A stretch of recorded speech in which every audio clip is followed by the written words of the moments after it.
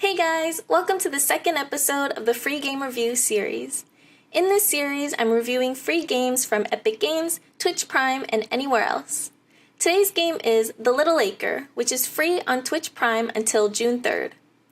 The Little Acre was created by Pewter Games Studios and Charles Cecile and released in 2016. It's received a Metascore of 75 by Metacritic, so let's see how my review compares. Before I begin, I just want to mention the 5 factors that I'm looking for while reviewing the game. The first is look, the second is sound, the third is feel, the fourth is noob friendliness, and the fifth is the overall funness of the game. I'll explain them a little bit more during my review, so without further ado, let's begin.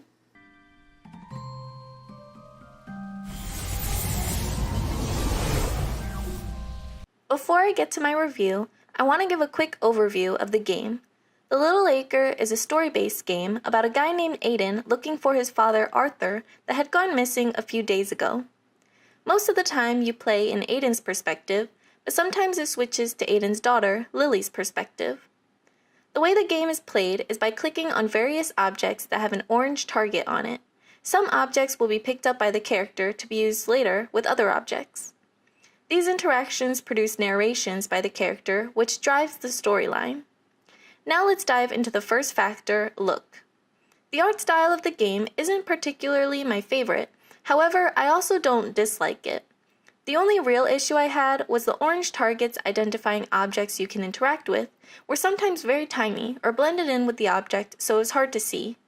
This made the game slower in cases when you are looking for other objects to interact with after trying all the other ones.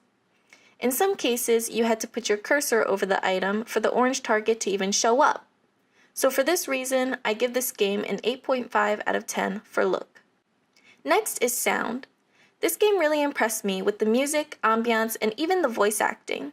The music helped set the mood of what was happening in the scene, and the ambiance helped you feel like you were actually there in the game. The voice acting was also pretty good, with just a few parts sounding weird or unnatural. Because I enjoyed this aspect so much, I've decided to give this game a 9.8 out of 10 for sound.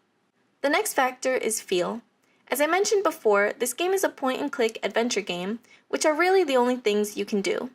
You are limited to only being able to interact with items that have an orange target on it. I found that there are very few things to interact with, and some of the objects really didn't add any value to the game or the story. One example was a trash can, and when you clicked on it, the character just goes, ugh.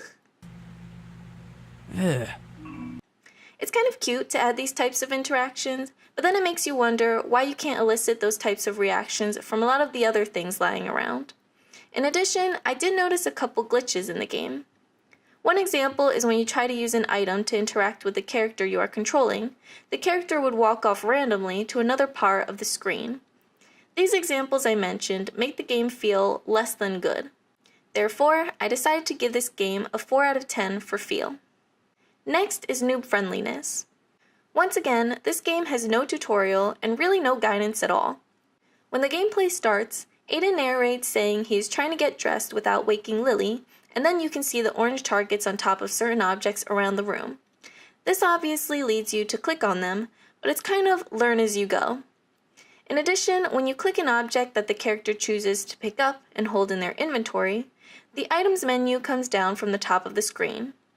What the game doesn't tell you is that the menu also has a tab called Notes, and in the notes, it tells you what you are supposed to do next. If you are still unsure of what to do, it gives you the option to request for a hint, and then if you still don't know, you can request the solution. Having this here is definitely helpful for when you get stuck, but it's only helpful if you know it's there. There are little puzzles throughout the game, but they are generally pretty easy. In addition, the game doesn't actually let you fail, so you can click on anything any number of times and it's not a problem. It just might slow you down if you haven't interacted with the right things correctly. So with all this in mind, I am giving the game an 8 out of 10 for noob friendliness. Lastly, we have funness. I'd like to first mention that the first time I played through this game, it took me about 2 hours to complete. However, the second time around, it only took just over an hour to get through the story. Now, considering there isn't much of a gameplay aspect and it's mostly story-based, Imagine watching a 2-hour movie in which 1 hour is a bunch of useless fillers. Well, that's how I felt the first time around. There were several flaws in the game that caused delays in the gameplay. In addition to the ones already mentioned, one thing that took me nearly half an hour to figure out is that when inside the house, you could put your cursor to the bottom of the screen and then a red arrow appears showing that you can move to another part of the house. This was unexpected, as up to that point, anything you could interact with had to have an orange target on it, and in this case, it didn't. I thought the story was okay, but I felt confused at times, and some things were left unexplained by the end of the story. In addition, I thought the game might be good for young kids, but there were actually some pretty sad and weird moments in the story, which I'm not sure young kids would really understand. For all of these reasons, I've given the game a 5.5 for funness. Now that we've gone through each of the 5 factors, I've multiplied them all by 2 to create a score out of 100.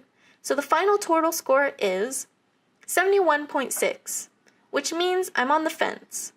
Overall, I don't think I would suggest playing the game. However, if you're interested in the story, you could give it a try. I'll also be posting the playthrough of the game later for you guys to see it without the hassle of playing through it yourself.